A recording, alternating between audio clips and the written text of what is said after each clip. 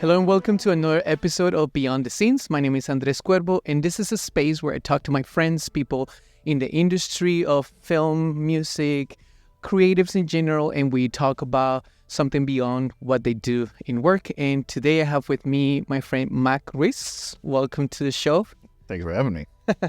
And Mac, we met a long time ago. We worked together in a few projects, but we also have a lot of things in common. Mac Ruiz, I don't think of you necessarily as a Hispanic, saying Latino or whatever, but where is the name, the last name Ruiz come from in your family? Ruiz comes from, Mac is Macario, which is actually Spanish, so Spain Spanish, and Ruiz is Mexican. So my grandfather is Mexican out of Mexico City. But your Spanish is in what Duolingo level? My Spanish? Yes. I don't speak a lick of that language. Hola. Hola. That's about it. I speak more Italian than I do Spanish, and that's only because I'm married to one. Yeah. But yeah, it's the whole Hispanic, the Latin side. I'll use Latin because I can't even use Hispanic. It's Spanish, Italian, Mexican. Mm-hmm. Those are really the main three. It's peppered in there with some, from the good old colonial times, some South American also, different native tribes, all from my dad's side. My mom's side, Viking. Yeah, like all Norwegian, Nordic, blonde hair, blue eyes. I didn't get that. So there's no Mexican vaquero there, the cowboy. No. You just rock the look. Yeah. Cultural appropriation. That's awesome. Max, so what's your background, growing up with that diversity at home and pursuing a creative career? I mean, God, the diversity at home thing, you don't notice that as a kid. It's not really a discussion. Anything that my dad may have experienced that my mom didn't experience, they might have just never told me that. From a creative side, I was just a regular kid, just doing regular kid things, sports, getting into trouble, ding-dong door ditching, the normal things. Yeah. As far as, that part of it, no, not really. You gotta remember, it was the 90s.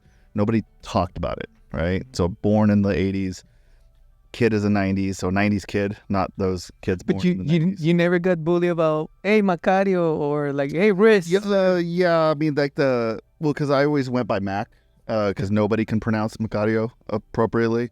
There's no point. And it's a legal name because the government messed up. My social security says Mac.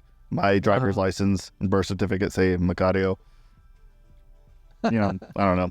So they're technically both legal, and I just go by Mac because it's easier. Mm-hmm. Though I do get a lot of is it Irish? Do I look Irish? Yeah, my red hair. But yeah, no, it's pretty straight forward, very regular, very low income American household. That was where I came from. Like poverty, like pretty hard in the poverty line. We survived, but we lived rural. Like for the most part, we were rural country. In Georgia or no? So I was born in California, moved out of California. My dad, when we moved to Arizona, he was no longer union because Arizona I don't even know if they are anymore or if they are now, but at the time was non-union. His wages were cut like 80% by the move of Arizona. But the goal was just to get out of California. Remind you, this was in like the late 80s, early 90s. He then became a paraplegic on a construction site, hence the poverty. Because we went basically from him having an income to Social Security and workers' comp, which he got screwed on workers' comp. I think he makes like $50 a month on workers' comp, and because he didn't want to sue or fight or bother dealing with the system, that's where he was locked in at, because he wasn't able to pull from his California salary, where he was making significant more. And yeah, that was it. We went from there because his mental health was very low, to say it best. At best it was very low, and he was so part of the situation that he was. Yeah, I mean, you go from basically a near professional rock climber in the height of a construction career, because he was in construction, ripping up through the ranks, and then that happens into nothing. And that is, I mean, that's pretty much, I mean, that was the cards that were dealt. And we ended up going very rural, away from people. He didn't like people, very low temperament post accident. So get away from people as far as possible. And I grew up in the rural parts of the White Mountains of Sholo, Arizona.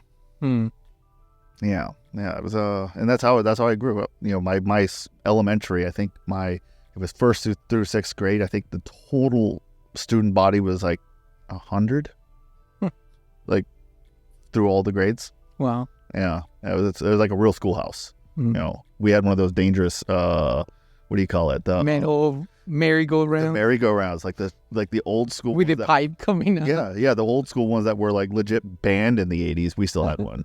A lot of people got hurt. A lot of people got hurt on that thing. It's like, wait until you get the cut. That comes with the cut with environment. Broken arms. The broken arm. Hey, hang on to that one while 5 of us spin it as fast as we can, and they get thrown 30 feet. Good times. The good old times.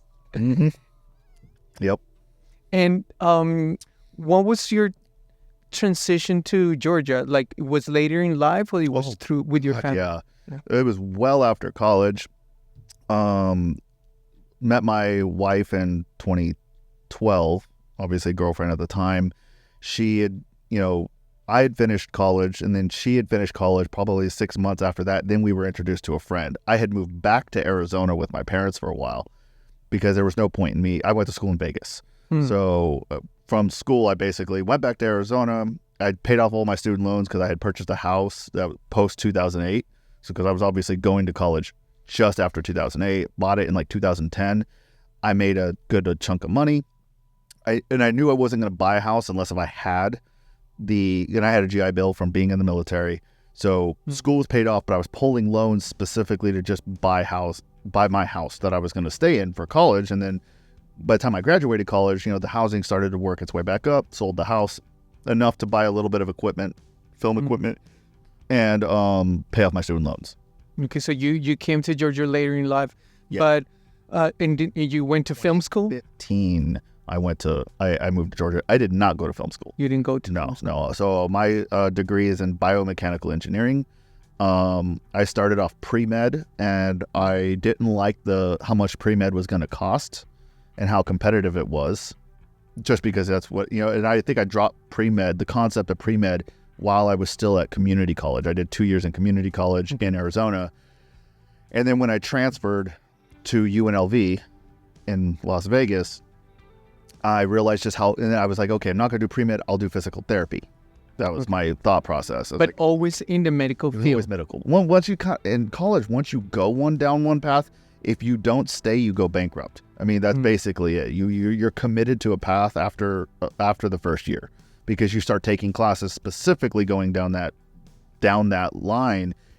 If you decide to completely switch, let's say from medical to film, everything that you took, all the biology, all the physics, all the chemistries, all the maths, now is worthless. You just start over again. You don't have to do your gen eds, but you have to start over all your major curriculum. So there's no point in doing that.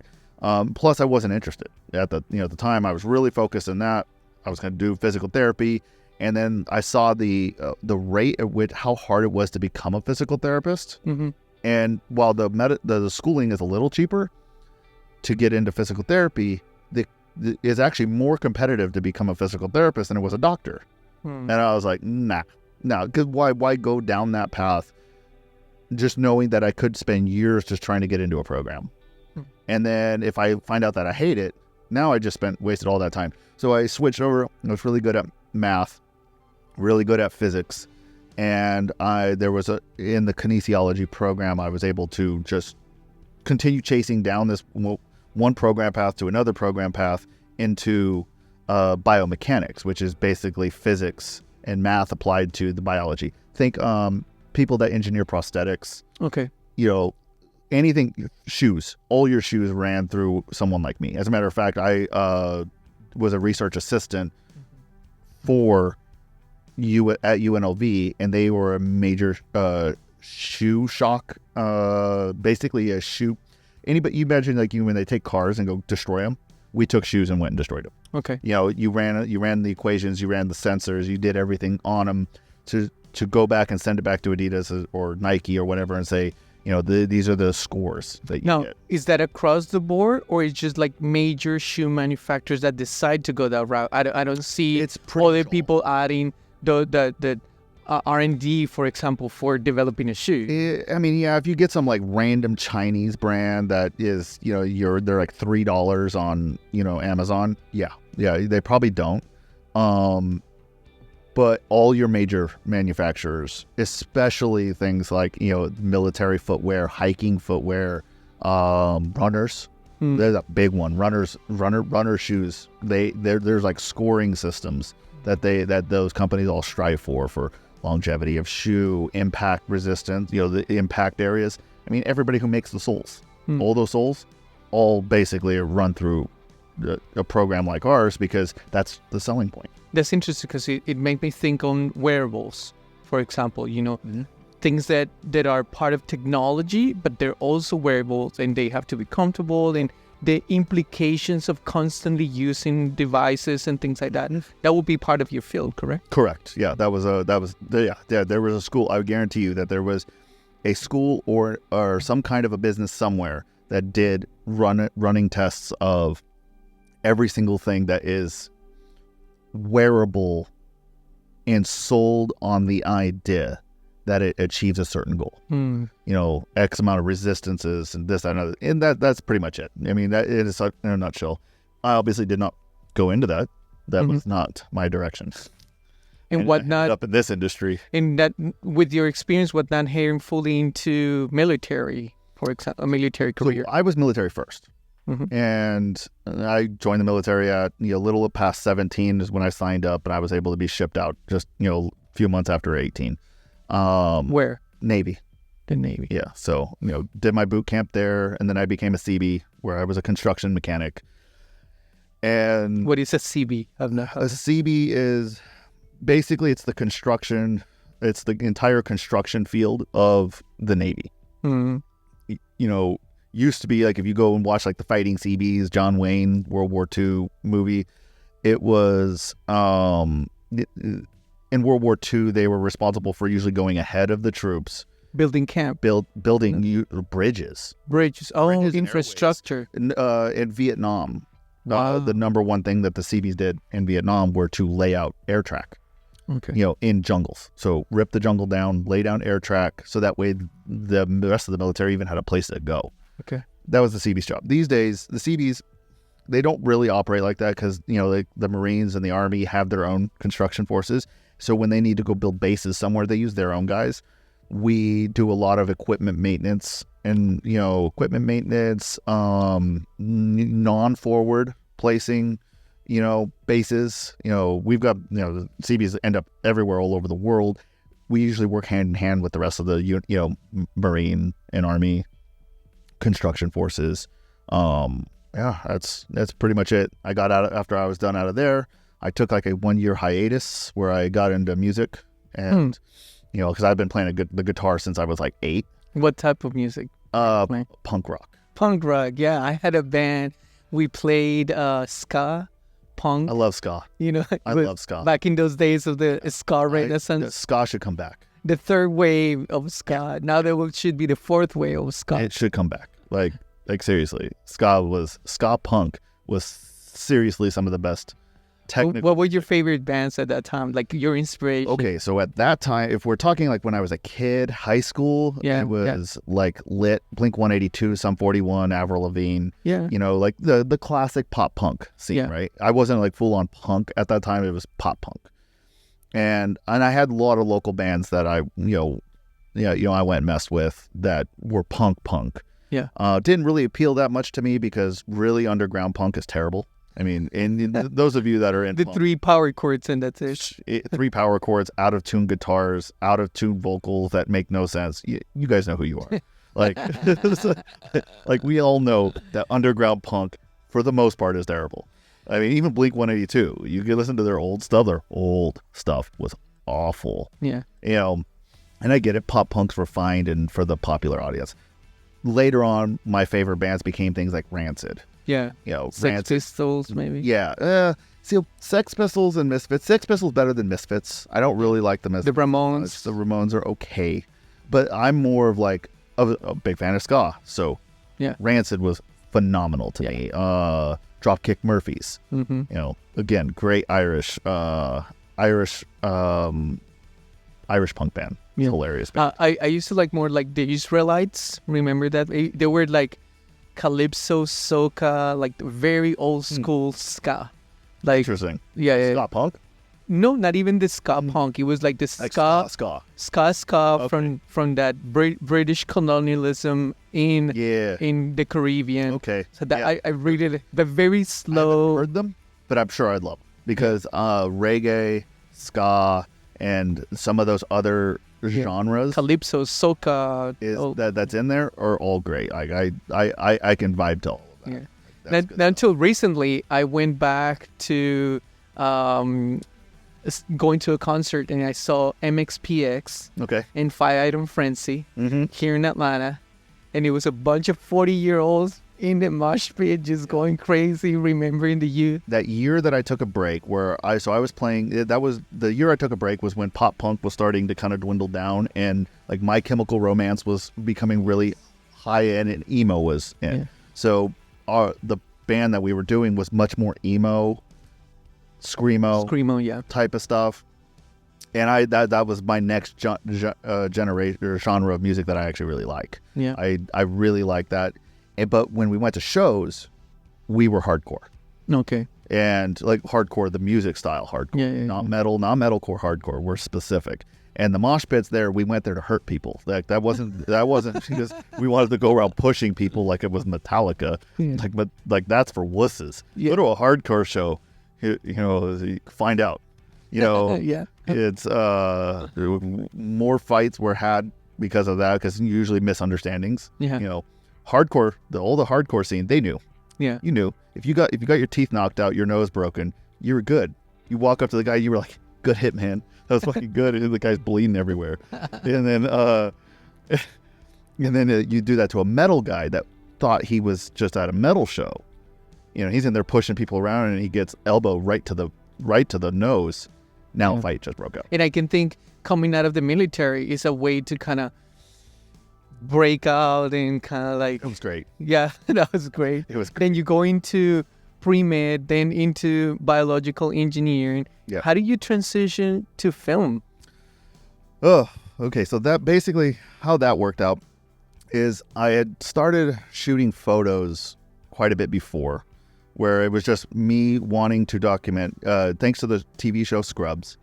Yes. There was the brother of, what's her face?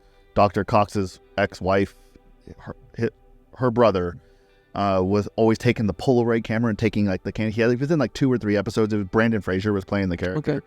And I love that. I thought it was super cool just to take candid photos, just in the moment type of thing. So I went and got this like really terrible orange camera. It was a Fuji, some garbage trash. A film cam. No, it was it was digital. Just it was bad, terrible. It was awful. A 2-megapixel camera. It might have been 3. I think it was 3. And just took photos to friends, right? It's just if we were going to the bar or whatever, a club or whatever we were doing that night, take photos. And then that naturally started, ran into limitations, right? So I got my Rebel T1i. That to paint the picture of the generation, it was the T1i. Yeah. And that it definitely expanded a lot more options versus a little Fuji point and click.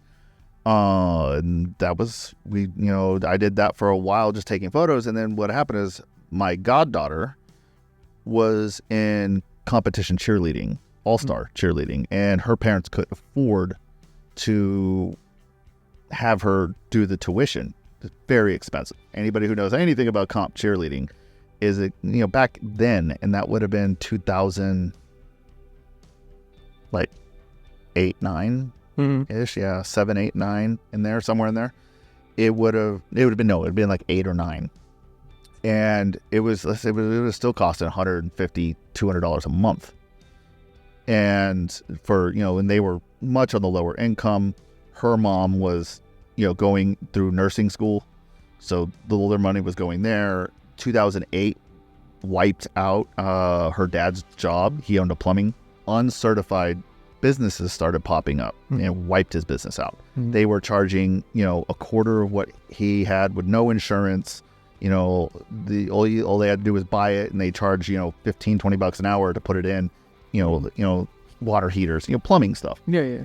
And wiped him out. So they were super low income. They couldn't afford her tuition. So I ended up working out a deal with the gym to shoot photos of comps and shoot like promo videos for them. And that turned into a whole thing. So now all of a sudden, I was doing it there first, and it was for free because I was just an exchange for her tuition. And then we started shooting parkour videos because my brother and I were very much, and we were like one of the original founding teams of parkour in the U.S. And we were shooting some parkour videos, and I was doing that. And then when I moved to Vegas for college, I actually met up with a cheer gym there that was then paying me. So what we were doing is we were doing parent co-op. So all the parents would chip in like $20. And that would fund me to go and shoot one comp and provide video and photo. And that is important because they base the improvement on the video, right? They need the video to be able to compare. Well, it was huge. And like even back then, well, no, it wasn't for improvement. These were highlight videos. Like these were like. So is that something that they going over in like learning what they did right or wrong or? No, it was literally for the parents and the kids to be able to look back on it. And the value that it showed, like today, I know a lot of the cheerleaders that were like 10 then, and they're like in their 20s now, and they'll message me, say, do you still have copies of those videos? And I'll still have the YouTube channels that I could link them to. So here they are, as they've got their first kid that's like 4 or 5 years old, gymnastics, and they can show what they did, and now all of a sudden now they see the value. It only took, it took 10, 12 years, because getting money out of them was like pulling teeth. Yeah, it was like $20 for a comp. You're not willing to pay $20 for the comp? Thanks. But and I couldn't do it myself, so I had a team. Yeah, and the wages were all super low, way too low. Looking back at that, man, that was low. But yeah, it opened up. What ended up happening though is now I was traveling with all these cheer teams. People that go and do competitive cheerleading are wealthy, mostly. When we went to California and we were doing all the comps in Cali, that has started exposing me to parents who were very influential. Yeah, not just like because they have money. No, these are like business creators, starters, like. Now all of a sudden I had people reaching out to me. They were asking me for business cards, and I knew enough to create business cards and give them to them. And they were having me come in from Arizona or Nevada, wherever I was at the moment, and I was shooting commercials in California. And then that all of a sudden exposed me to film. Now that all of a sudden there was people who's like, yeah, we're shooting something in Nevada, or we're shooting something in Arizona, and then I would start coming on set. And a lot of times at that time, I was like AC. I'd come in as an AC. Like my first feature, I was a first AC. That's cool because that was some people going to like the wedding or video. I did weddings too. Yeah. Don't get me wrong. Like I've shot well over 300 weddings. I know more about weddings. Like even when my wife and I got married, I'd already shot over 300 weddings. So I was like, okay, we don't want to do this. We don't want to do this. I know exactly what's going to happen. There's no surprises. Like you're not going to surprise me. I have seen it all. This is literally Jersey Shore for me. Like it's like literally, I just know exactly what's going to happen now. And you do what you can to make money, right? At the end of the day, you're trying to piece together something in this industry. And the thing is that, even, graduating college exposed me to basically two options. And I had the film industry pulling me on one side, and the pull wasn't really that strong, and the incentive really wasn't that great. But it was kind of weird. You could call it almost like a divine intervention, or it was, I don't know, if you believe in God, he was trying to punish me.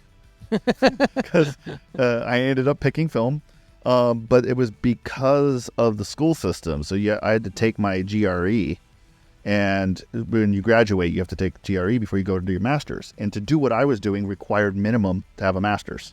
Okay. And they lost it.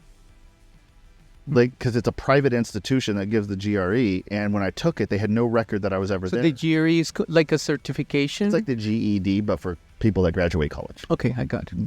Essentially, or the AIMS, or whatever they pass in high school now. It's that certification that says you are competent to this level, and then before you go into a master's program. My master's program had already accepted me. Like, they were already like, you just have to get your GRE, blah, blah, blah, blah. We got a spot for you. You're good to go. Your college will be paid for.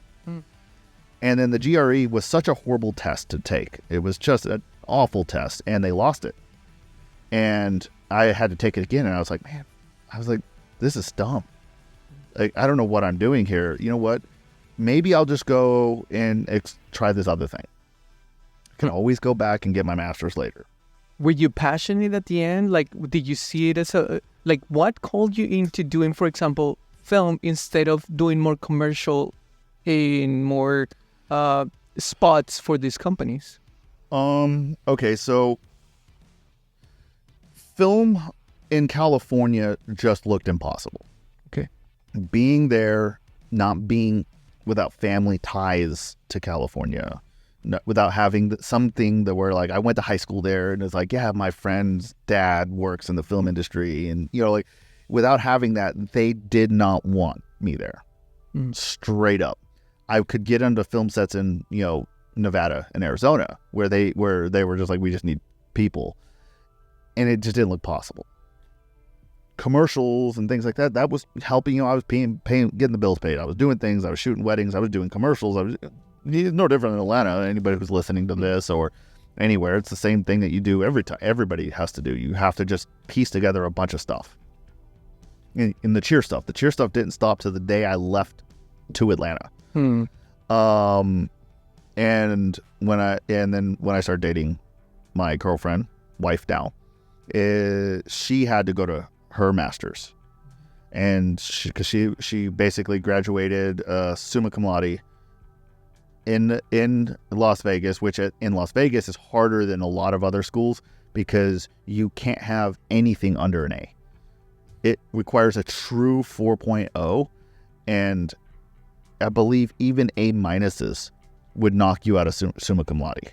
Wow. Yeah, it was super ridiculous stuff. She got summa cum laude, which was really, cool, but she needed to have a master's program in English because she had a bachelor's in English, and if she wanted to be any kind of she was going towards the direction of like technical and professional writing, not creative writing, because creative writers don't make any money. Okay. What will be the type of jobs that a technical writer will get? Oh, every single major company in the S&P 500 as technical writers on staff. A lot of them are called like proposal writers, proposal coordinators, proposal managers, marketing, where their job is to write proficiently. Most like of the copywriters. Copywriters. That copywriter is like an entry level. Okay. So then the next up would be your proposal writer. So proposal writer would write, and then they would send it down to the copywriter just to look it over. And it just works its way up through there. So there's tons of work. And I mean, if you want to talk about a ton of work in an industry that is in absolute constant need, even with AI, copywriters and proposal writers are needed. Even probably more now because AI messes up a lot. AI has a tendency to start using first person or interchange first and third person in the same document. Like it doesn't know how to relate to an audience. So it just starts going off of kind of what's out there. The problem is what's out there is terrible, content-wise. And if it's all internal, it's probably even worse. And anybody who knows like engineers or, architects and construction people and doctors, they're morons. Like straight up. Have a engineer write you something. Like it's really bad. Like they don't know how to talk. Most of them are extremely introverted. And and that introversion spills out onto their writings, has the whole industry of writing. Yeah. So there was 2 schools available, 3 schools available. There was one in Purdue, Indiana, one in Florida, and one in Kennesaw, The only 3 schools that offered a professional writing master's in the country. So you guys moved to Georgia based on that decision of her doing her studies here in Kansas. Yeah, and I was the one that got to basically pick. She was approved for all 3, and I had to look as, well, where am I going to go for work? Because Purdue, Indiana isn't really all that. And Florida, I mean... You'll be Florida man. Who goes to Florida? Like, that's a terrible state. I went to Florida 12 years. It's awful. Like, I hate the humidity here. Now, when you transitioned to full-time filmmaking, and coming here to Georgia, did you envision Georgia, Atlanta in particular, being a growing market for the film industry? Or at the time that you moved, that still wasn't what it is? It wasn't even growing. Like, it was at that point, I think, the way to explain Atlanta when I moved in, that would have been, 2015. It was the way California looked at it. It was a hodgepodge of a bunch of unprofessional film people that was going to be the absolute Wild West of film. In this case, the Wild East, Wild Southeast. And that it was a fad, and it was going to go away like Florida. That was the way everybody in California thought. It was going to go away like Florida. It was going to go away like Louisiana. Georgia's just another wannabe. It's never going to be LA. Okay. But I was like, well, yeah, but you don't want to be the guy going to possibly to the gold rush. After the gold rush has already been made aware that it's the gold rush. Nobody went to California during the gold rush that made any money. It was the people before. News that it was the gold rush. Yeah, it was the people before. Like, if you had to establish, like, people coming here now, before the rush. Yeah. So now this is an established industry, and it was arguably, it was still established even when I came here, but it was such a smaller established industry. Obviously, Georgia in the last 10 years has exponentially ballooned into what it is now. And it's every bit as competitive and as LA. The only problem is we don't have the money they do. Their money comes here. So... Meaning the projects are here, the labor is here, but the money, the investors, they're above the line. Here. Okay. Like, the projects are visiting. Maybe, yeah, sure, they're shooting here, the whole project's here. But all that money's coming from LA. Okay. Most of the money that's being spent is wrapped in through shell corporations to get the state money here, but it's even paying a lot of your people out of state, and the state tax credit covers it. There's a lot of ways to shell that up. I've done it myself. Like, there's ways to work around it with in-state spend as long as you work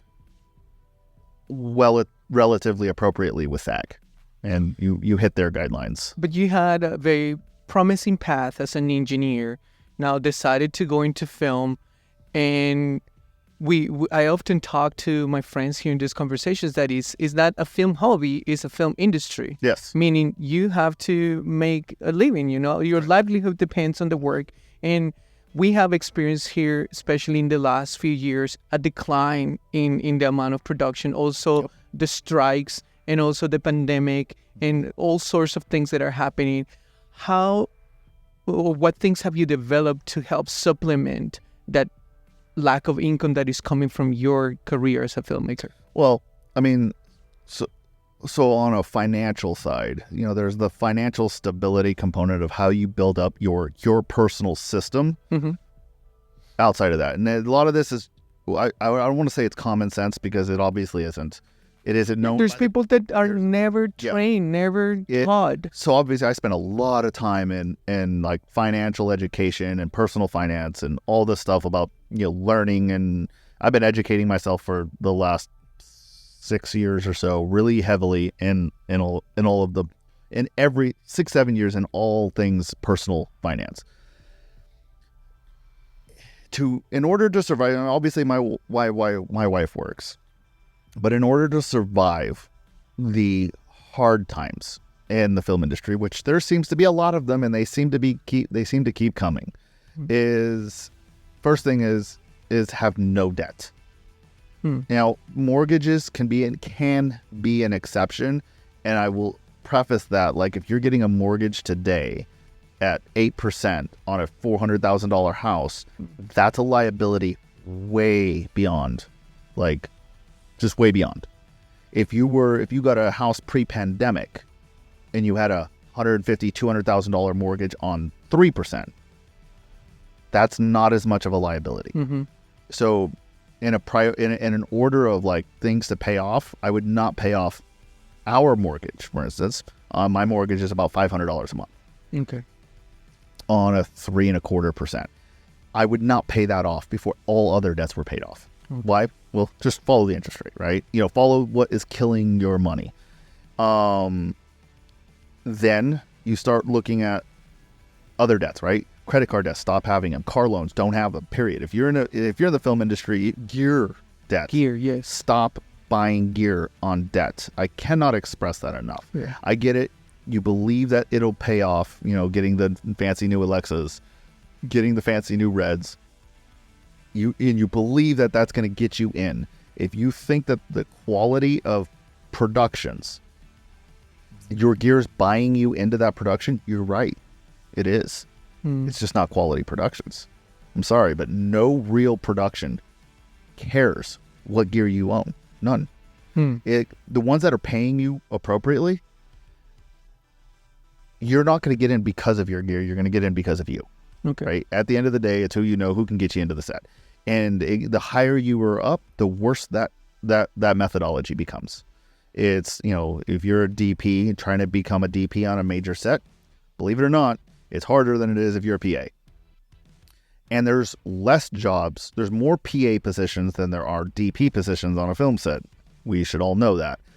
So if you're striving for that one spot and you know that you're better than that DP, as a matter of fact, you probably are. Mm-hmm. Let's be real. I mean, we've all seen DPs that you're just like, why did you make that decision? Or directors, why was that a decision made? Because they're not the top of the cut. They're just a cut that's in an area that can get a network that can get them onto those sets. I mean, there are many factors. Yeah. Today, it's even about the politics of the industry that position people in certain areas. Which is why I like non-union, not non-union. Why I like indie the best, because you can have indie union sets, obviously. But why I like indie sets more is because that methodology, that mentality, a lot of that can go away. It really will become quality, because if you can't put out the quality, the investor is not going to invest in you. And even then, they may not invest in you. There's a lot of great filmmakers that cannot get the money for their projects. And these projects will sit on the table for years. But if you're in a studio, right? If you were Marvel, you can put out one trash piece of content after another, and you're just going to throw $500 million at it. And you know what? It'll look good. Why? Well, because it turns out that if you use $500 million and enough soft light, it better look good. Everything's going to look good. Don't worry. You have VFX teams that'll fix it. Yeah. I guarantee you it. Like, it can be complete garbage. And you just look at the content that Hollywood's putting out. I don't think that there's only been a handful of really successful projects out of Hollywood, like big studio projects, in the last few years, 3, 4, 5 years. Handful of them. They used to be, you would have your summer blockbusters and your fall films and then your winter film, and he's like, you could see the span of just usually quality projects running through.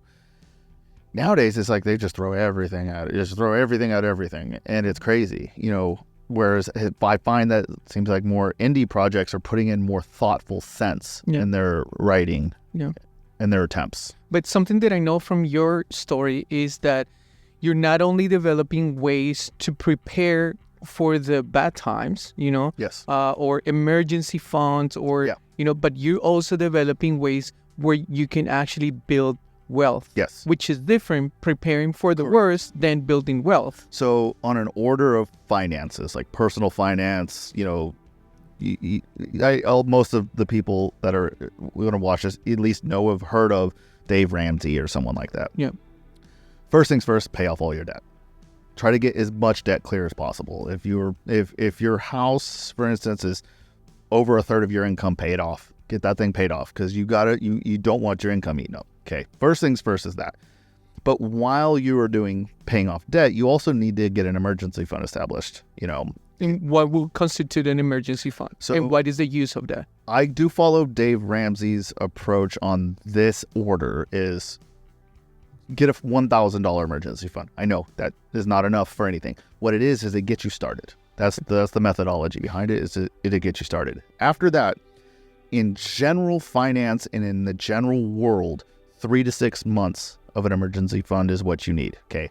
My personal philosophy is if you're 3 or 6 months of your expenses. Expenses. So, and now and I guess we'll add in that caveat now, is that when you are talking about actually budgeting for yourself, it's not what your monthly budget is now. I like to present it as from the perspective of like a prepper. Okay. In the event that you lose your job, but the power utilities and maybe food's still accessible, but there's maybe no outlook that you may ever get a job again. Maybe not ever. But let's say it's 2-3 years out. The world is in that kind of situation. What are you cutting out of your life? Okay. So if your air conditioning is at 70 degrees, move it to 80. That's the new zone. You can go straight Brazilian with it, turn it off, and just run a fan.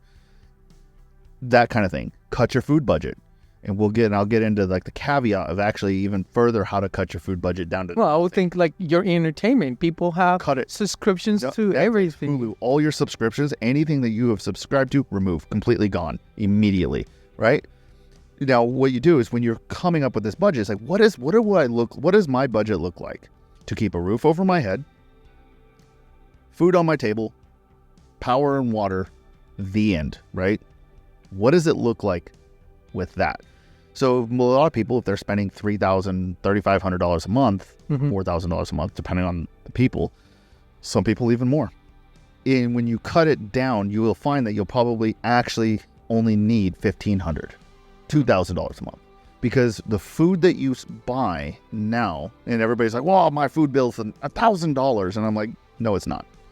It is, but it doesn't have to be. It doesn't have to, yeah.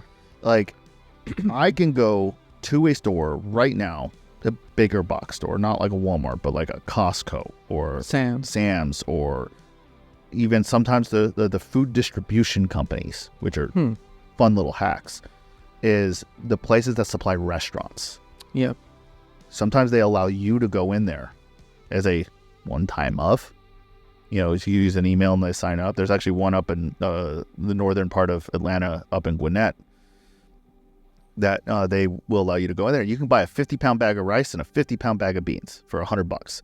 Now, 100 pounds of rice and beans last a long, long time. Will you like it? No, you're not supposed to like it. You're supposed to survive. But the goal is like, if you switch your food buying habit to that when times are tough, I'm not saying when times are good. You don't have to go through that when times are okay. Unless you're paying off debt, then I do recommend doing that. Stop. For a season. Yeah, for a season. Because it's a little extreme, but sometimes you need extreme measures to correct the path that will set you. Well, you took extreme measures to get there. Yeah. I mean, what are you doing buying a BMW making $30,000 a year? Like, why? And that is an actual thing. More people making between $30,000 and $50,000 a year buy BMWs. Specifically BMW. Because it's a status thing, no?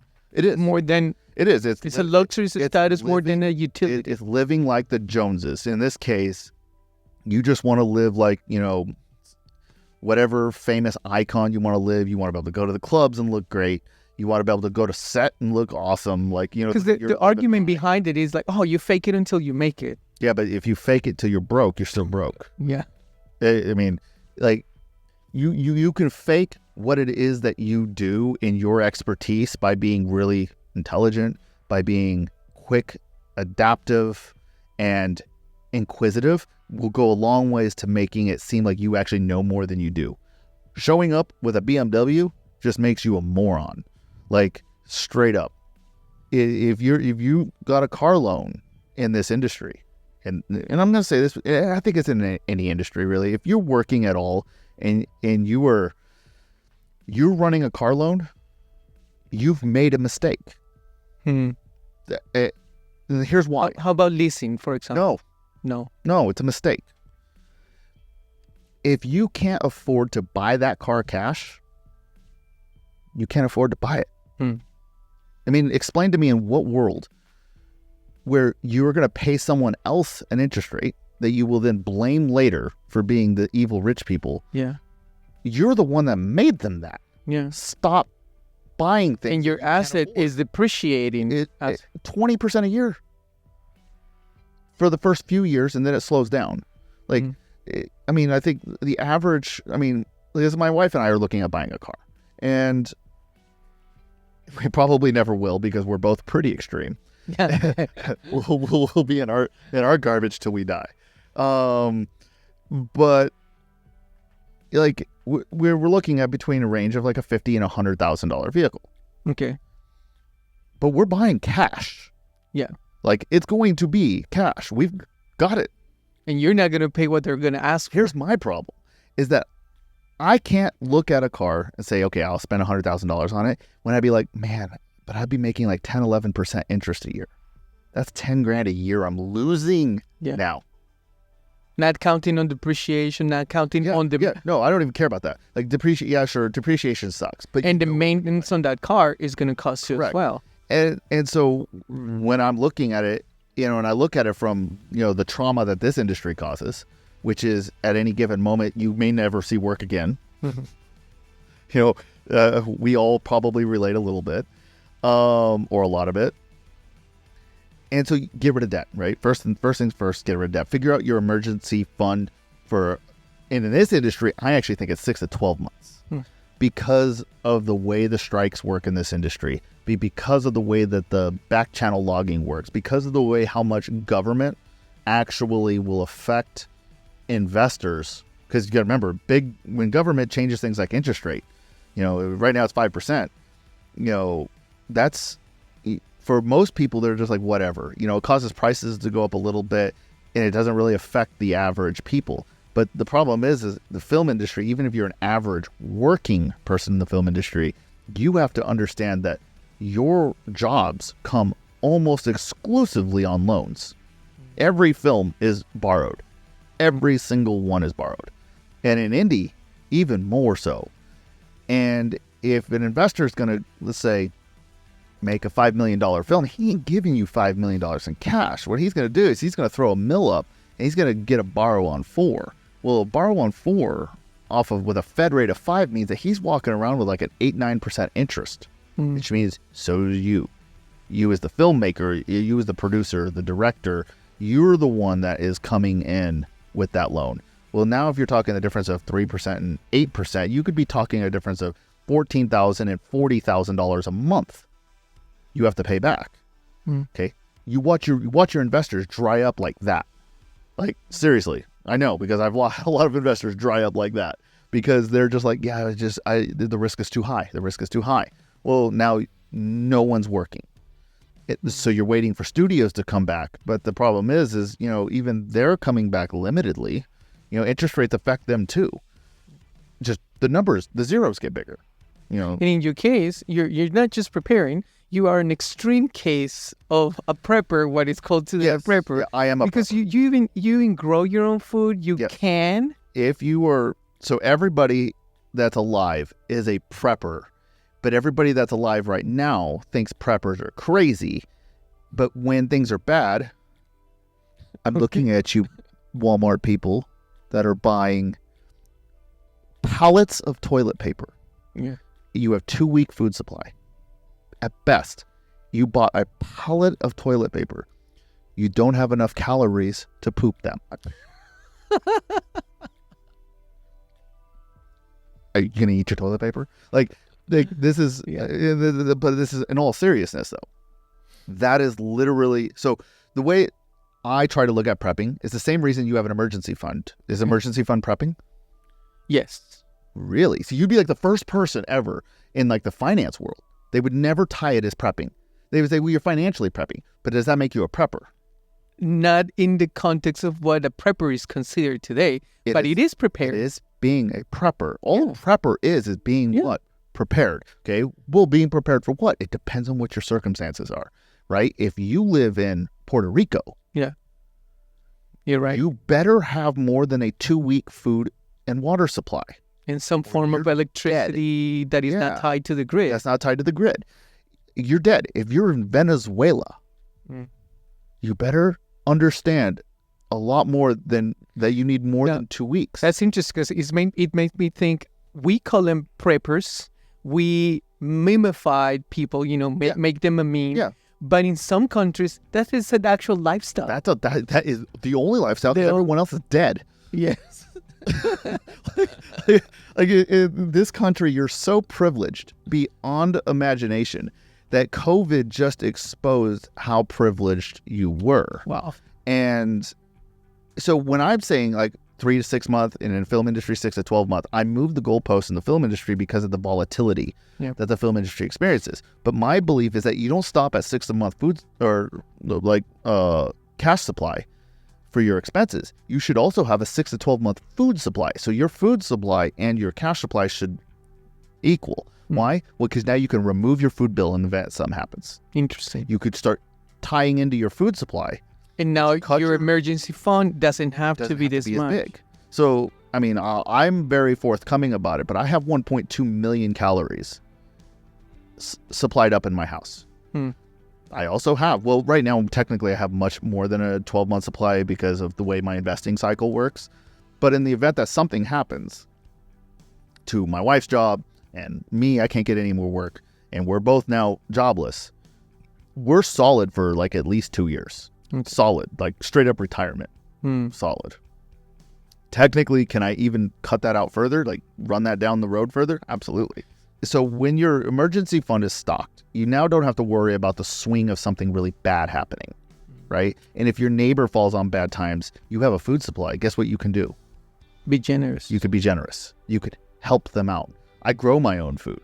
So, like we have a little co-op in our neighborhood. We have, a woman just right across or not even across the street, just next door to us that, she's raising chickens and, some other things. And then, and I do my thing, mostly potatoes because everything else dies. This state sucks. Yeah. And I say that because I grow chickens myself. I have my greenhouse and I grow my vegetables. Yeah. I have quails as well. We had some quail eggs. And for me, is therapy.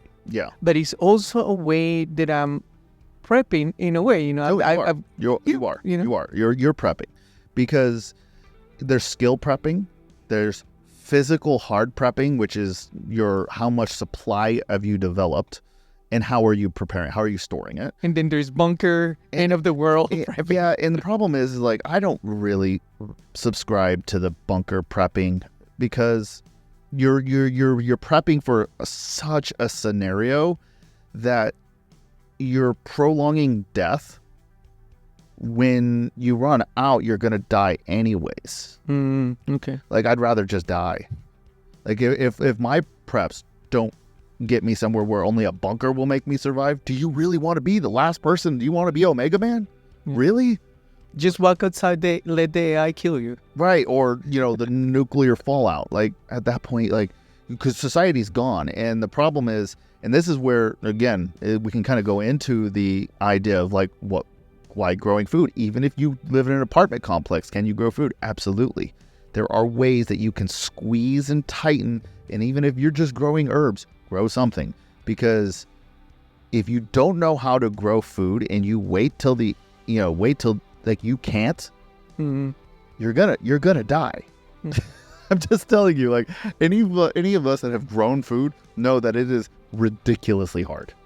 Like everything wants to die at all given moments, and I still can't get tomatoes to grow in this stupid state. And that is growing food. Imagine what it is caring for animals or processing the animals for food or like these are skills, right? So you have to learn how to make the growing work in order to do it. This is why I like to supply food, like have like dried food, things like rice, things like beans, lentils, chickpeas. Why I like to have them on store because one, I can't grow rice, not the right climate. Beans is extremely valuable and just not good for the time that it takes for the quantity. You're better off letting the commercial people do it, and then you just store up their dried stuff. Same thing with lentils and chickpeas. Like, that is really difficult for someone who's just got a tiny little operation in their backyard. Yeah. I grow potatoes. That is my most successful crop by a lot. I mean, last year was over 140 pounds. But my understanding, for example, is during Second World War, people were incentivized to do these little farms or backyard. Right, because it was needed. The infrastructure couldn't handle it. Yeah. And we are really walking into a situation. This obviously isn't directly related to film, but it's directly related to macroeconomics, political and geopolitics and warfare.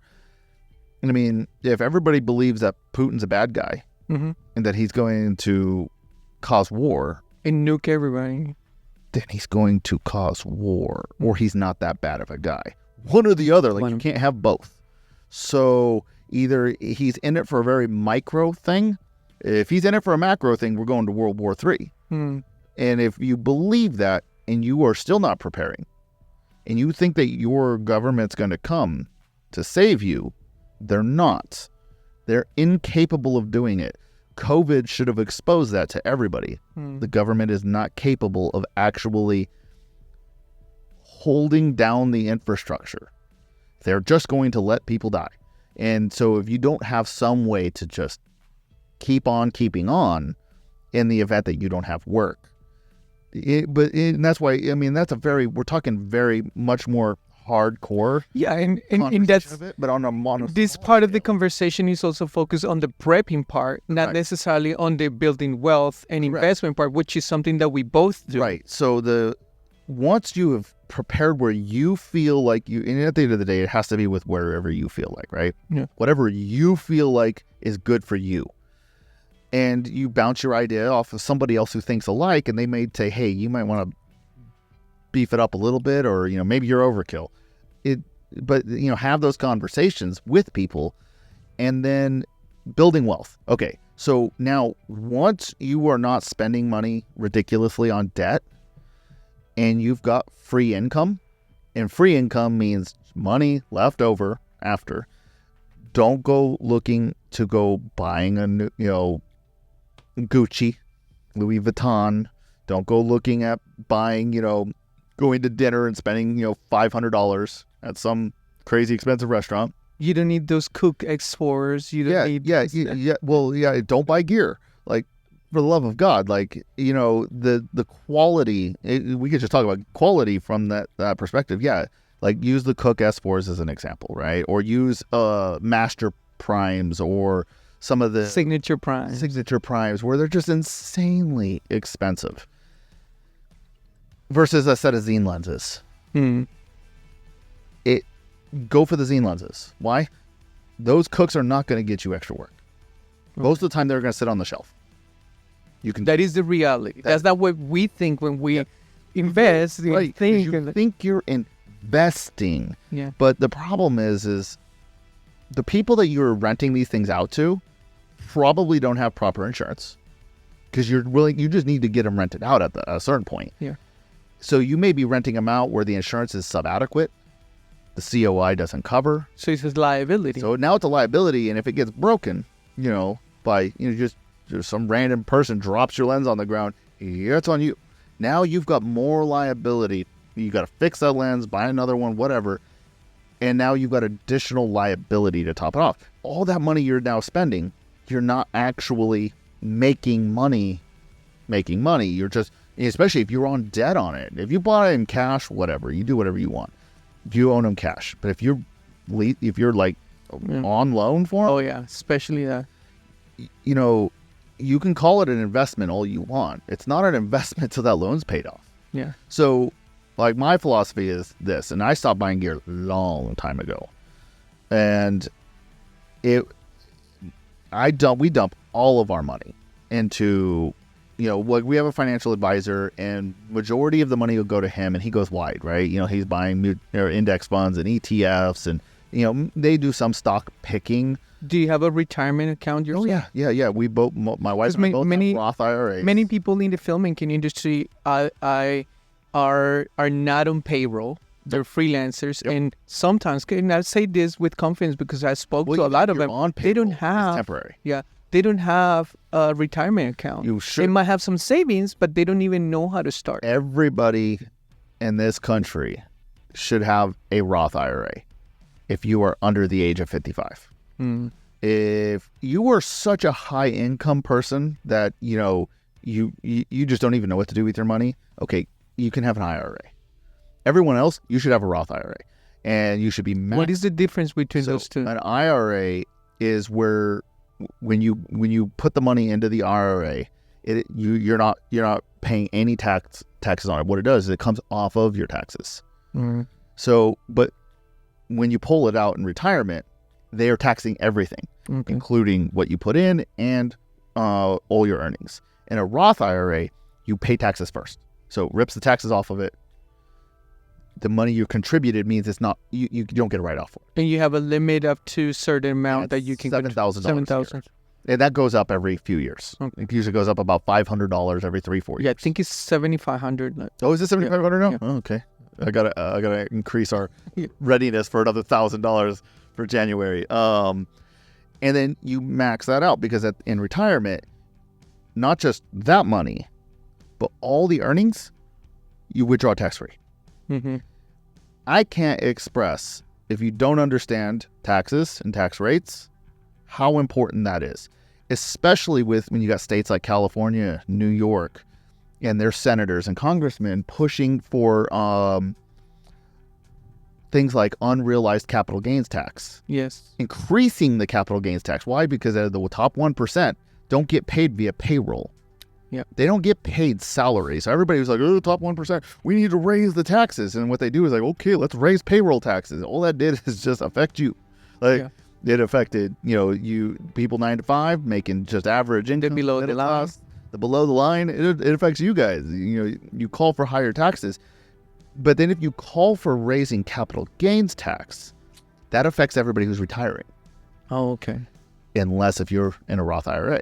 Because you do not get taxed on that. So actually you're bypassing that possible effect. Unrealized, which I hope will never happen because it would probably destroy this country. And anybody who says, well, let's just raise capital gains tax. We'll go from, 30% to 35% for short term. Because that's how you tax the rich. That's how you tax. The only way to tax the rich. So if you want to tax the rich so they pay their fair share, you have to then tax everybody who makes capital gains. Problem is, you also affect retirement, which is what if it is you tax everybody on capital gains from certain amounts? You can do that, and there is ways to do that. The problem is the way that capital gains is even written, it's not written like that. Okay. Now, what you can do is in your general income, you can have it graduated. You can have a step graduation where, you can tax it's capital gains like this up to $1 million of capital gains, and then beyond that. Okay. And I think that they've passed things like that in the past. And that's fine. I mean, whatever. I mean, if you're making $1 million in just drawdown from your capital gains, you're doing beyond well. At that point, I don't really care, because the problem is you have to look at it from the economics of it, though. At the end of the day, and before you always ask for something, it's like, well, what is that going to do? Well, if you're in the film industry, it means your investors might not sell off assets to invest in your project. Straight up. Why? Well, because if they have to sell $1 million, $2 million, $5 million, they have to pay now taxes on that. And if that means that instead of paying 25% or 15%, but they're going to pay 15% plus 30%, whatever it is for like everything beyond $1 million. Yeah. They might be like, yeah, no, bro, it's not going to happen. No, there is a caveat, and is that the money on your Roth IRA is not growing by itself. No, you have to do something about it, right? Well, yeah, you have to invest the money. Invest it, right? And that's up to you. It's not that you put the money aside. Everybody should get just a financial advisor. Like, seriously, they don't cost anything. It's like they take 1%, 1.25%, if they're any decent, of your portfolio annually. You give your money to them. They invest it. They've got the analysts, blah, blah, blah, blah, blah. They're doing all of that. You give it to them. It's autonomous. You just give How it do to them. ones find a good financial advisor? Something, because there's so many people claiming to talk to them. I mean, go and have meetings with different financial advisors. One, the rates should be super low. They should be fiduciary. So if they're certified fiduciaries, meaning proper financial advisors, you're going to be safe there because they're highly regulated. Pick any of the major companies. Don't do it at your local bank. Don't go get a financial advisor with Chase or Wells Fargo. Go, my financial advisors with Ameriprise. And that's a financial institution. That's what they do. Yeah. And the guy that we work with is our age. Yeah. Maybe even a little younger. Is that financial advisor a broker as well, or that's independent? No, he's a broker. Okay. Yeah, they're all brokers. The whole office is a series of brokers. They buy for you. If you go to a non-fiduciary financial advisor, they may not be brokers, especially if they're not actual financial advisors and they're more like financial coaches. Because I could coach, right? I could say, hey, if you thought about looking at this, this, and this, I can't tell you to go do it, and I can't do it for you. Because that would be illegal. Yeah, because everything we're talking here in this conversation is for entertainment purposes. We're not advising anybody. I'm not your. Everything I say is for entertainment purposes only. I am not your financial advisor. I recommend go and get your own financial advisor and have that conversation. That's awesome. But now, you do invest in the stock market. Yep. Do you talk to your financial advisor before you? Okay. No, I don't talk to him before it. I don't care what he has to say with things that I pick. I do let him know that it's in there. And I do let him know if I sell and have any massive earnings, and if I sell and I have any significant losses, because then he can offset those. Like if I take a loss on something, and I let him know at the end of the year, hey, I took a $5,000 haircut on this position, and it's not a wash meaning a wash sale. We're not going to get into that, but just it's a key importance. He can then take maybe a $10,000 win or a $5,000 win and balance those two out. This year, if I end up selling my Tesla position because I'm up a lot, I will have to tell him, if we have any losses, start wiping those losses. Just sell them off. I don't even care. If it's a better thing to do to reposition it. I won't take the losses to not pay the taxes as hard. It gives him a chance to reposition, and it helps balance out some of those. What if I'm not ready to have those kinds of commitments and conversations? What's your take on something like Webull or Robinhood or those kind of Okay. I think you should get a financial advisor first. Get your Roth set up with them and start a regular unqualified brokerage account with them. If your plan is to only ever do retirement itself with them, and you just give them $7,500 a year, let them do that. That's first thing. Before you do any private and personal investing, you really should just do that first. Then I would recommend setting up an unqualified account with them, or a regular brokerage account, where that money is liquid to you, but they do the investing for you. Meaning you can tell them, hey, sell it off, send that money back to the bank account, and they'll just do an ACH transfer back over. Once you've gotten that going and you want to play with picks yourself, or you want to do something yourself, whether it's for boredom or whatever, then do it. And you could do Robinhood, Webull, whatever. Any of them are good. On the things like on the emergency fund, stop banking exclusively with Chase Bank, Wells Fargo, U.S. Bank, Bank of America, whatever. Keep what I would call your bare minimum in those accounts, say 10 grand, right? And that's enough to monthly pay bills, and then you replenish it, and all the excess will go over to a high interest online bank account. I use Basque Bank and CIT Bank. Those are my two. Can you do bill paying through those other banks and not easily? No? Not easily. Most of the time, if it can go direct, you can. I don't like to touch those banks that make 5% because it's making 5% of the money that's in there. So that's 5% annual yield. So 5% divided by 12. It's so every $100,000. But 1,000. But it's compounded. Yeah. Exactly. It's compounded because it's only going by the money that's in there. So every time that it reinvests itself automatically because it's sitting in the bank account, and every month you're going to get a little tiny bit more, or in some cases a lot more. Yeah, Right? which is something that people that are not aware of the world of investment, they need to know of the power of compound interest Yes. and how they can really Yeah. grow over time. That's what makes it. Yeah, compound interest is what you're achieving for. So the reason when you invest in the Roth and you're investing in mutual funds and index funds, you make 10% one year and it's like 15% the next year, and you sell those and you buy into something else, and that makes 11% and then 8% and then 20% and then it's down 10% and then it's up 14%.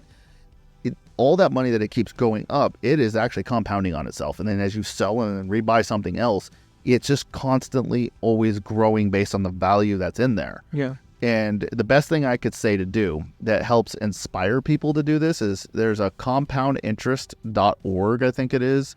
It's just a compound interest calculator that's really easy to use. There's lots of them out there. You can use any one you want. Type in whatever it is, it'll have you type in your age, or how long you want to invest for. If you're, 30 years old and you're going to invest till you're 60, so your time frame's 30 years. You say your starting amount is, let's say, $7,500, and then you're going to annually contribute $7,500. That's a Roth, right? With assuming that it doesn't go up over time, because most calculators won't do that. But just to say, before you know it, you realize in 30 years you have like $3.5 million. Mm-hmm. Your contributions are only like $800,000. But you can also argue that with the rate of inflation, those $3 million in 30 years are not going to be the same. I will take the average inflation in this country over the last 100 years is about 3%. Okay. Now, we have years like we've had the last couple years, but there were years like this in 1979, 80, 81. And they balance out with years. Like those 79, 80, 81, interest was what? 25%? It was worse than it was in the last few years. Overall, there's so many years sitting at 1 to 3% interest or inflation that if the argument of why you're not going to invest, you'd rather just have it sit in a bank making nothing, that's a terrible argument. Like at the end of the day, the only way that you get out of the nonsense is you have to once you get your accounts to a certain value, and you really start noticing at the first 100,000. But let me tell you what, I'm not there yet. But when the accounts hit that first million, mm-hmm. I mean, 10% is $100,000. And the stock market averages that. And that's a little wages for you. Yeah. Now, that being said, that is not the same thing as dividend withdrawal, right? So if you're talking like retire or living off of, let's just talk about early retirement where you can't use your retirement accounts yet. Because you can't use a retirement account till you're over 55. Or you get penalized, right? You're massively penalized. Massive? Yeah. Yeah. You get whacked. The government's going to come after you like the mafia. It's, but let's say you have that brokerage account. Remember I said start the qualified retirement accounts, and you create an unqualified brokerage account with your financial advisor. Let's say you've been investing, $10,000 with that. So it's $17,500 total. If you have a wife, it would be more. It'd be like $25,000. But let's say it's just solo person, $17,500. Well, that $10,000, let's say it started growing, and let's say you got that to $1 million in, $10,000, a year times 10 years is $100,000, but you got compound working for you, right? So you could probably say that you might be able to get that to, in 20 years, might be at $1 million. You'd have to run a compound interest calculator.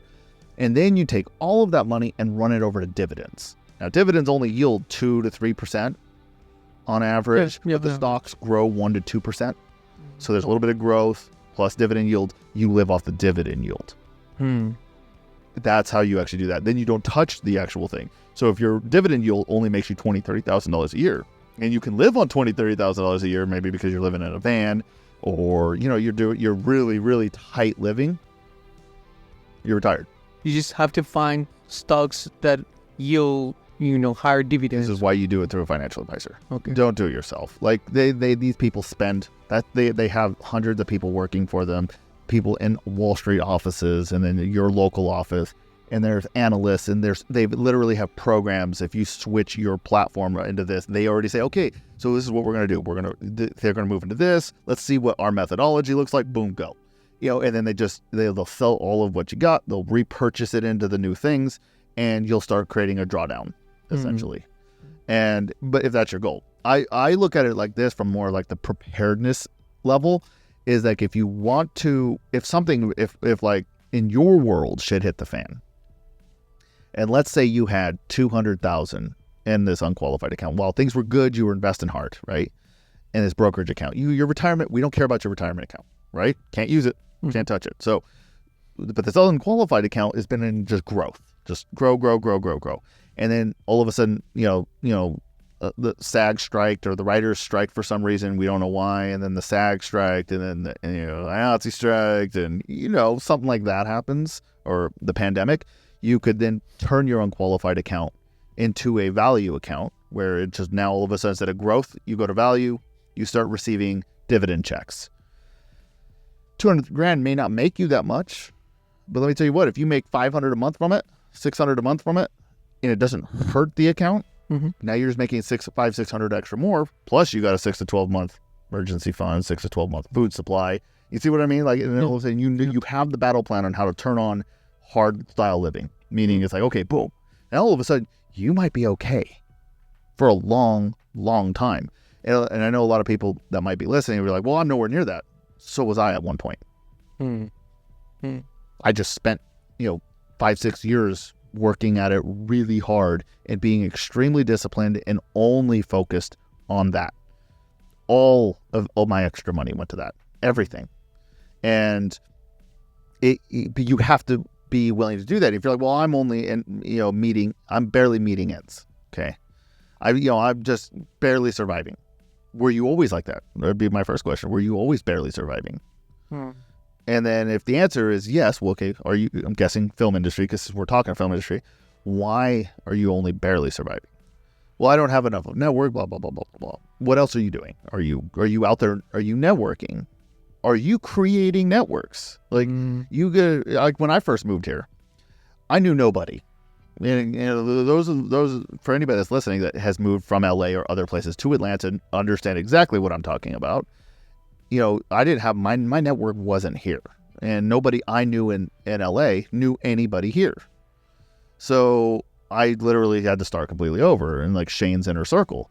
I literally was like, okay, what I'm going to do is I'm just going to start a networking group wrapped around that, specifically that. And I'm just going to host it, and it's just meet up at a coffee shop, hang out, talk, blah, blah, blah, blah, blah. And that drove tons of work, because all of a sudden it was people that were looking to connect with more people. I became kind of an influencer. And by default, they would be reaching out to me. Do you know anybody that can do this? Well, I can actually do that, and I'm available. Cool, let's do it. Boom. It's like, and there's work. And yeah, you're not the leader of that show. Whatever. I don't care. Like, you don't have to be the leader of every show. Like I'm a producer now. I was a DP back then, and I worked G&E. I made more money doing G&E than I ever did as a DP, because DP is, again, you're fighting for one job, not fighting for where there's plenty of work, where there is more ability, where there's more movement to be had, where it's more need. And you see also that your experience being in the camera department, G&E department, has prepared you and equipped you to be a better producer. Oh, 100%. Like, most producers are complete morons.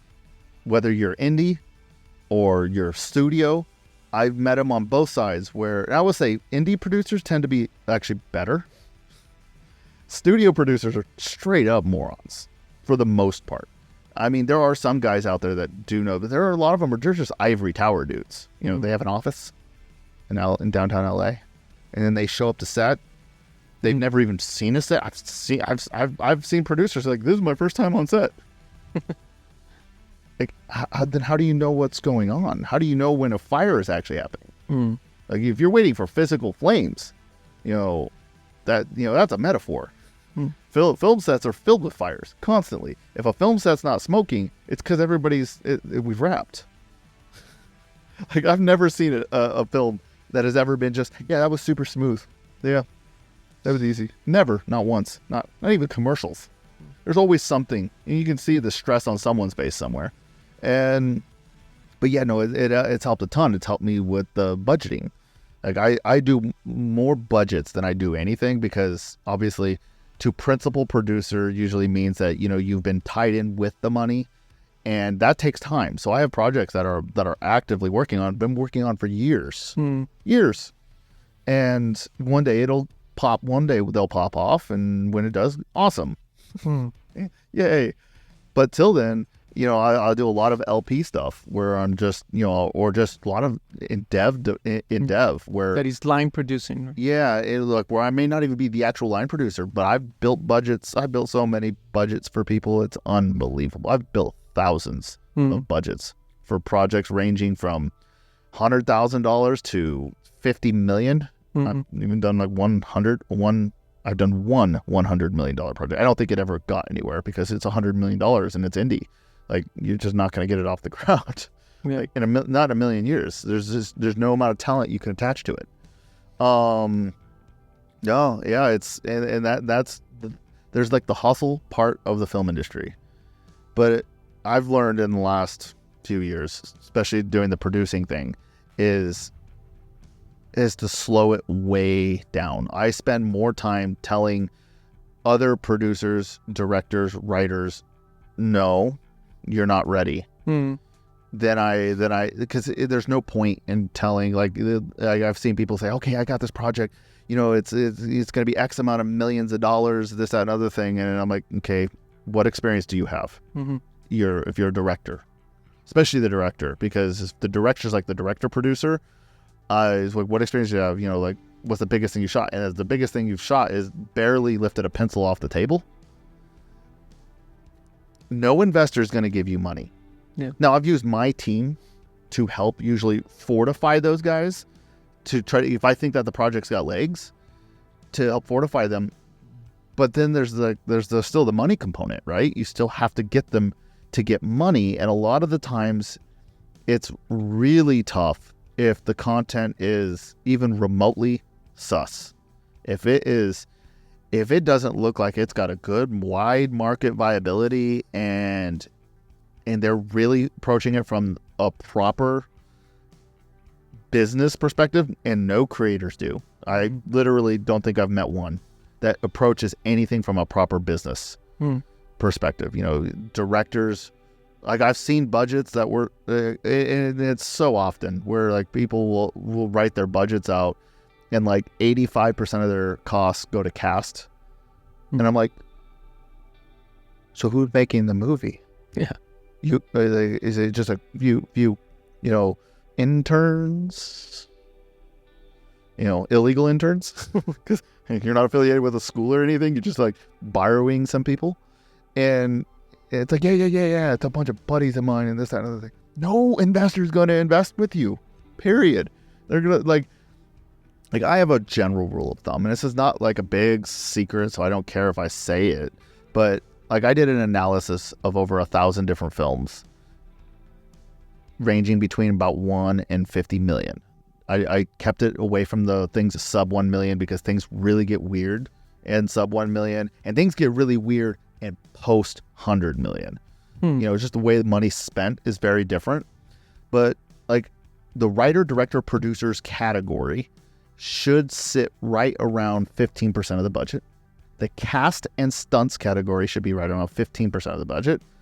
Below the line, non-post is about 45% of the budget. Wow. Post-production is about 15% and 10% for contingency. Now, things can move around, right? And how about distribution and... Well, P&A has to be included in there somewhere. So a lot of the times what will end up happening is either out of the writer, director, producer side, if that is not totally stacked, pull a percent or two out of there, or pull 2% or 2 out of everything and try to get 5 to 10% for P&A. That's the distribution side. Good distribution. Because nowadays with indie projects, marketing becomes huge. Otherwise, all your effort is You're not dead. Yeah. Well, and good distribution. Like, I have a distributor that was a former owner of PureFlix, and when they sold to Sony, he's created his own thing. So him and I have started partnering up, and he does P&A matching. So they will come to the table. The distributor will come to the table with money for P&A, but that also means you do too. Now, some people will say, wait for the tax credit, use the tax credit as P&A. Sorry, that never works. I've never seen that successful, because if your mentality is wait for the tax credit to pay for something, you have probably said that wait for the tax credit to pay for post, wait for the tax credit to pay for some of your crew that you didn't pay because you went over budget. Everything should be included in the budget, and the tax credit should be used exclusively for bonuses for producers that got underpaid. This happens. Sometimes producers... Or contingency. Well, no. Or that not even tap into that. No, well, so if you don't use your contingency, you can absolutely throw that to P&A. But tax credits should always be used to pay back the producers that probably didn't get paid enough, because an average producer should be making between 3 and 5% if they're a main line producer. And then it's 1 to 5% for the entire producing category, including associate and line producers. And that's what would be considered the points? No, that's one. Not even the front end. At the front end, not even on the... Yeah, no, that's not back end. Back end's a whole nother negotiation. So the reason producers have to get paid on the front end like that versus salary like crew does is because a producer's job is so much longer than a crew member's job that it's absolutely unfathomable. Because, like, for instance, I've spent 3 years working on this one project that we might be getting greenlit here in the next couple months. God willing, sooner. Does that mean that once it's greenlit and we get our first drawdown, that now I'm officially getting paid as a producer? Or what about all the time I spent leading up to that? So if I were to itemize, even as a, like a grips rate, the production probably couldn't afford it. Could you imagine 3 years of that? Like, that's a lot of money. So producers have to get paid on this is why they always look like they make a ton of money, right? It's a $15-20 million film and they make 3%, and they walk away with, was that a $10 million film would be what? What's 3% of 300,000? Is that, that's 300,000. If it's 20 million, it's 600,000. So they walk away with $600,000, and they're like, well, that must be nice. They've been on that project for 3 years, 4 years, 5 years. I've known some people that have been on a project for 10 before it finally got lifted. Okay. Now, so they make a lot of money there. The problem with back end is that you have to assume that you're actually going to get any. You could own 20% of a project, and if it doesn't ever pay back the investor, or if it does, 20 years down the road, you might be long passed away before your points ever actually mean anything. Now, there are, this is why a lot of people like Lifetime films. There's a lot of producers that make entire careers off of like Lifetime and Hallmark. And the reason being is that they're about $250,000 films. And if you can get it guaranteed through distribution, you'll probably be making small residuals within a couple years. But it's volume as well. But it's volume. You make 10 a year, you do it for 10 years, you end up making, $200,000 a year in residuals. But not everybody is looking to make a career out of Lifetime. At one point, you're like, whoa. Right. So it's, it's... Now, you came from poverty, as you were expressing that before.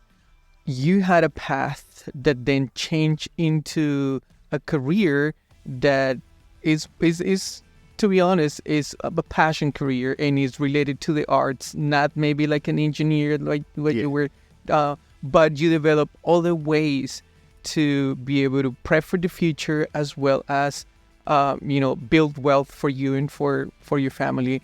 But now you see yourself in an industry that is in jeopardy or at a turning point, to keep it in the filmmaking lingo, with AI, right? And I really want to hear your take on, like, how do you see the future of the film industry? I don't know, taking advantage of this AI revolution, or else actually being really affected of this AI revolution? How dark do you want me to go with this? Oof, I knew from the beginning this was going to be a roller coaster ride, and I think this is going to have to be a 2-part episode. But, I really want to have your input, because a lot of people are, jumping and in favor, or criticizing, damning it, and not having much experience looking at the past and the future based on what we've seen in the industry? So, I mean, there's a lot of really cool things that AI can do. Don't get me wrong. The technology is wild. The worst part about AI is the expansibility and the speed in which it can do it. Okay. I don't even think expansibility is a word, but I'm going to make it a word right now for this particular conversation. It has an exponential growth curve that is wild. It's scary wild. Meaning AI, obviously artificial intelligence, everybody should know that it can relatively self-learn, kind of. I mean, we're not at that kind of AI. Okay. The AI we're talking about is not really truly AI, but it is models of development that uses pre-existing content to skip the actual R&D component of it. And what I mean by that is it's like the language models, ChatGPT. Okay. It's not learning anything. All it does is take everything that's available on the internet and make something for you based on prompts you give it. The thing is in the film industry, we're still in the infancy of that, but here's the problem. ChatGPT was in its infancy 2 years ago, and now it's mainstay, and every single company in the S&P 500 is building its own version of ChatGPT. Mm-hmm. Why? Because of internal, reasons, security reasons. Okay. You want to make your trade secrets your own trade secrets. You can't use. You don't want to expose them if to. you expose your content to ChatGPT, You give it to Microsoft. It's why it's called open AI.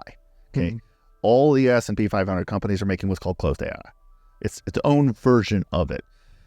ChatGPT is even helping them make closed AI. ChatGPT offers its own version of closed AI for subscription with companies, yada, yada, yada. Now, that's language models, okay? The writers were striking. Part of their strike was including the use of the language models, because you can absolutely write a script instantaneously using ChatGPT. Okay, here's the thing. The strike that they did means nothing. Because the only thing the strike did was it prevented the studios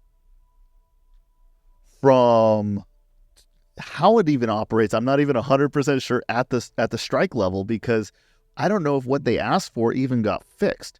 Because you cannot legally, as a union, tell the studio you can't use the ChatGPT. Because that was my basic understanding of the strike in that particular point. Is we're fighting so that studios will not use AI for replacing screenwriters. That's what I thought. How do you prove it? Prove it. I go home right now. I write a script on ChatGPT. I send it to you. Told you I wrote it. Prove it. Well, there's already technology that tells you if that was written by AI or not. You can rewrite. It doesn't take that long to do a rewrite, your own rewrite. Like at a certain point, this is going to happen. You can everybody, and this is the scary part, is that the unions don't really know what to do with it. All they know is that they want to try to put up some walls to slow it down, and I agree with them.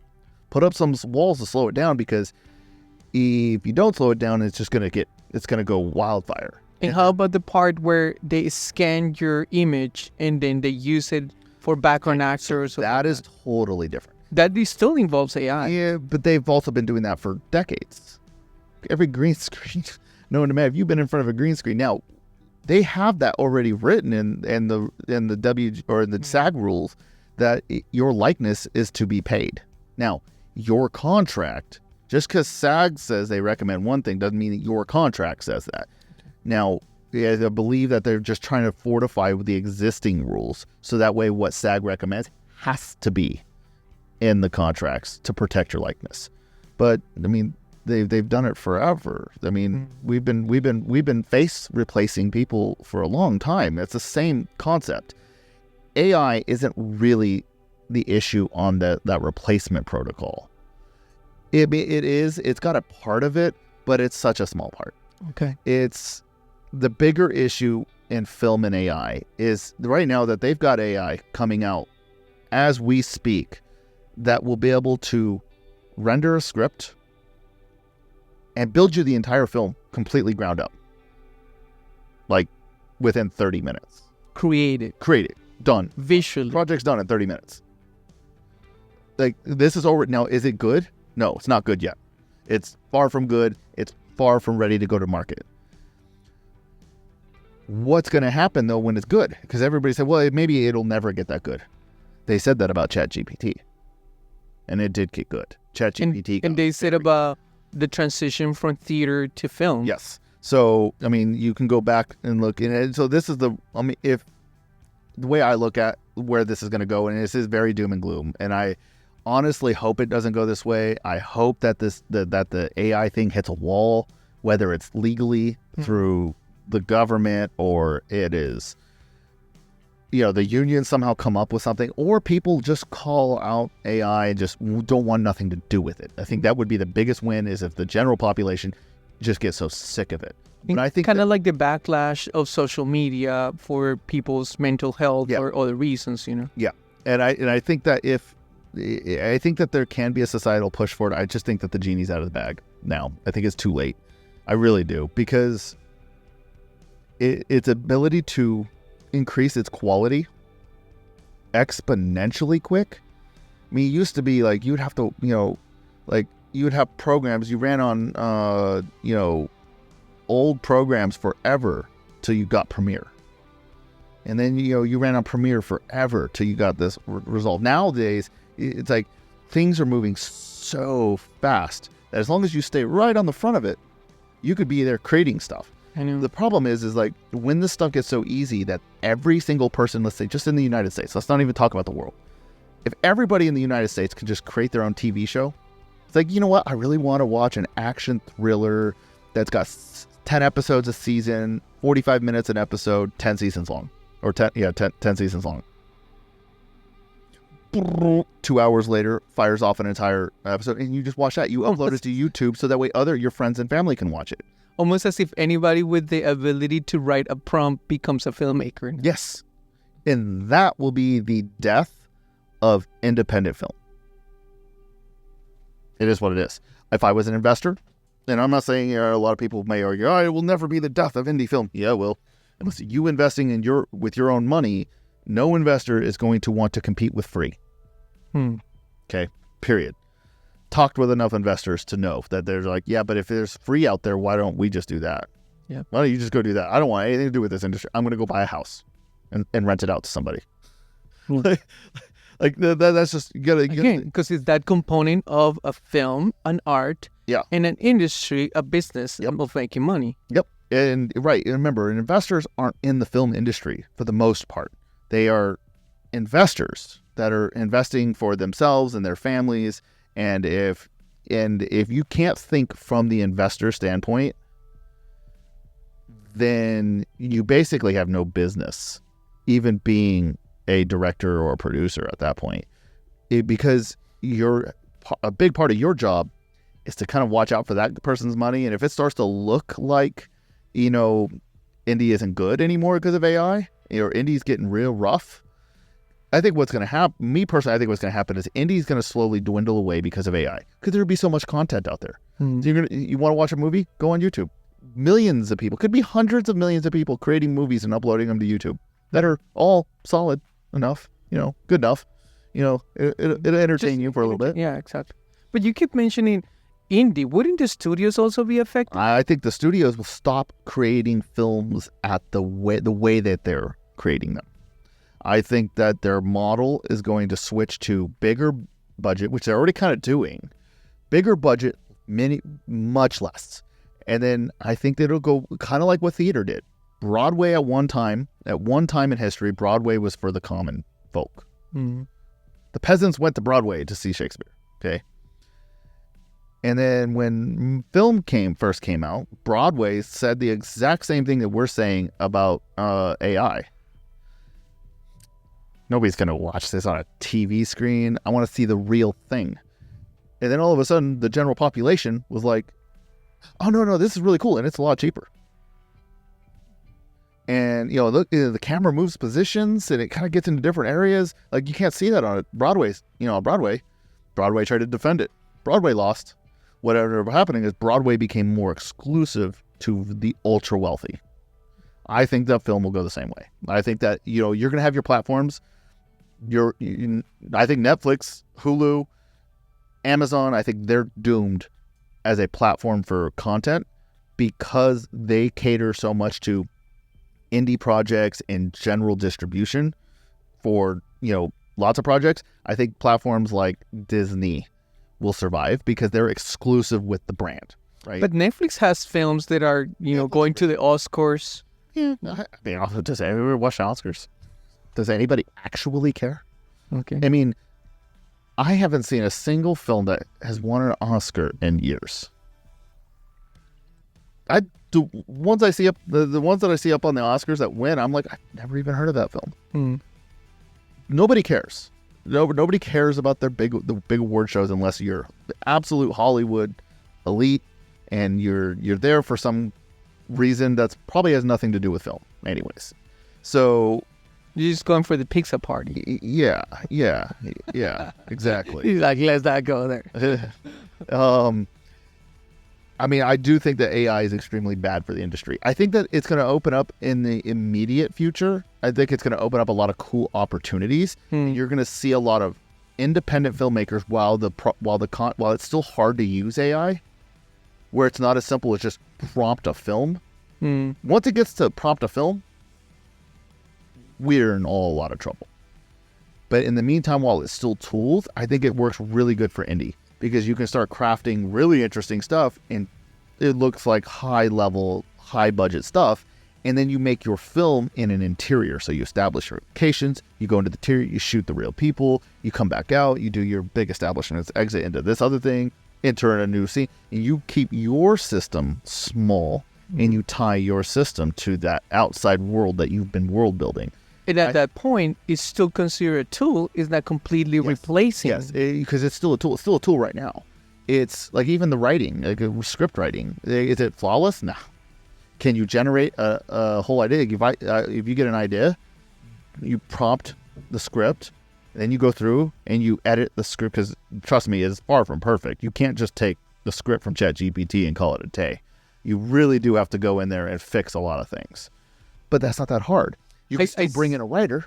I see the value, for example, of like coming up with idea, writing it, and then let AI put it on the format, the traditional formatting of a script. Let a writer go in there and tweak it, fix it, do their things. And I think that at least for the next couple years, that's what we're going to see. We're going to see a lot of AI generated starters.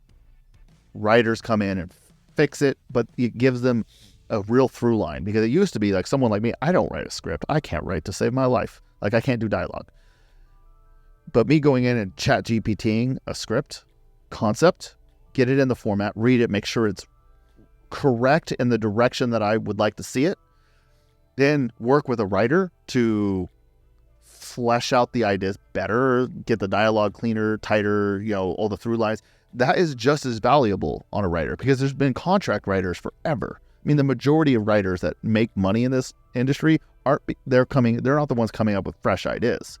They're doctoring. They're writer rooms. Mm-hmm. I mean, studios have writer rooms for a reason. That's what the strike was about, the writer's room. Mm-hmm.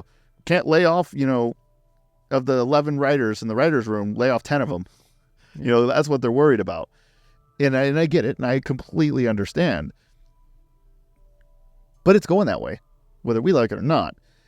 How far this goes, I don't know, man. I don't know. It's I mean, I don't like it. And I like the concept. I like the tools. I like what it can provide right now.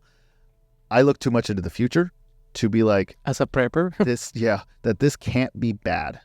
So in reality, if you're in this industry, and to kind of, turn circle there, work, make your money while you can, save up as much as you can. And I'm not saying prepare an exit, but I'm just saying prepare.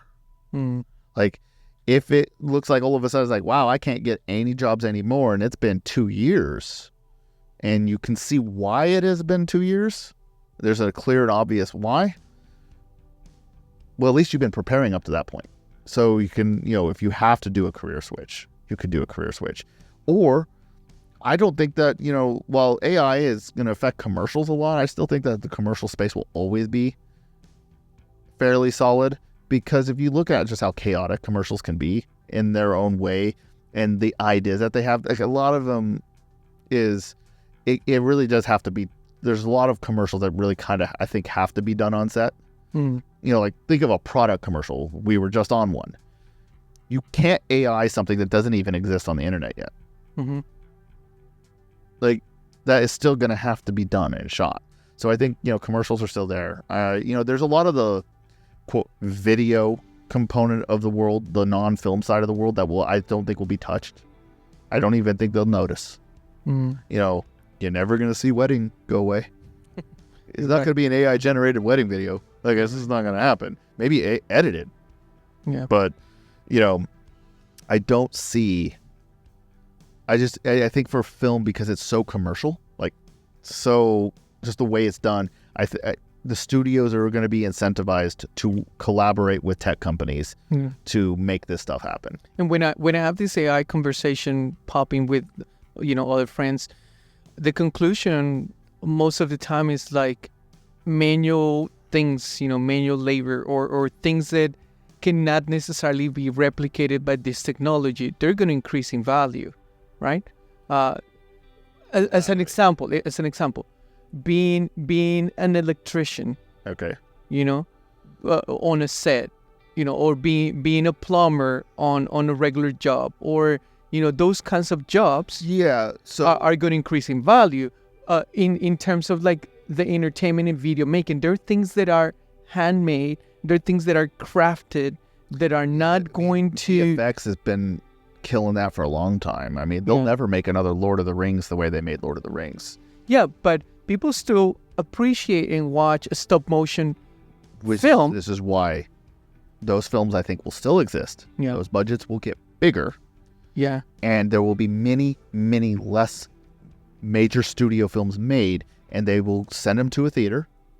They'll go onto their private streaming platforms afterwards, and you'll go pay $100, $200 a ticket, and it'll be for exclusive, wealthy. Plus, they have their streaming platform, and I think that'll work. That's the following of people of like Nolan, in his films that are shot on 70 mil. That they could be way cheaper shooting in our technologies. But that is not an industry. Okay. Think about it. What is the definition of an industry? An industry means that it is like, it's industrious. There's lots of people working in it. It's robust. If you've got, right now there's 447,000 active filmmakers in the United States, or in the quote film industry. And if that number drops to 10,000, now it's only a craft. Yes, it becomes a craft. It's a full-time business for them. For the people in the craft. For the people in the craft. But it's not an industry anymore. Okay. To me, if I'm going to say what an industry is, I think of engineering industry, and there's millions of people involved in it, or the medical industry. Yeah. If the medical industry had, 10 people and a goat, like you would call it a hobby. Yeah. But it's not. It's an industry. Okay. But yeah, it's But thank you for bringing the doom and gloom to the show. Absolutely. It's amazing. Times.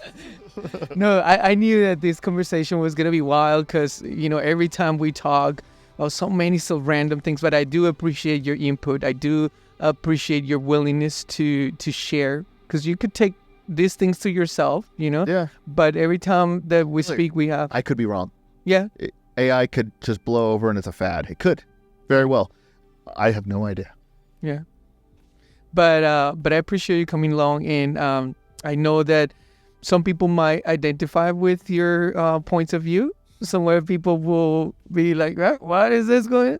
But this is the good thing about creating a space, where I can talk to my friends freely and value their input, their idea, and I know that this also brings value to other people. And I think this is one of the ways we grow together, Yep. This is something that AI cannot replicate, and it's this. This is correct. Yeah. Yeah. This community and yeah. this. Mm-hmm. Yeah, it's not to say everybody become content creators, but I'm just saying, like, you know, AI can't really replicate proper conversation, like by real people. Like, yeah, sure, AI can create 2 generated people that are having a conversation, but it isn't necessarily of any value.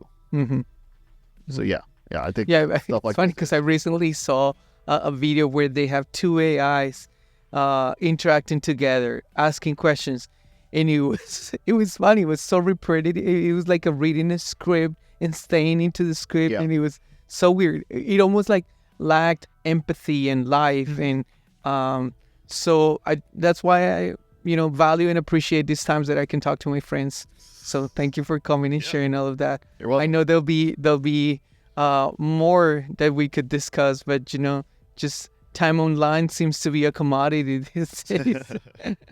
But thanks a lot, and thank you. I know that you will find value on these conversations, so share with people that you know are gonna care for this, and I'll see you in the next episode of Beyond the Scenes.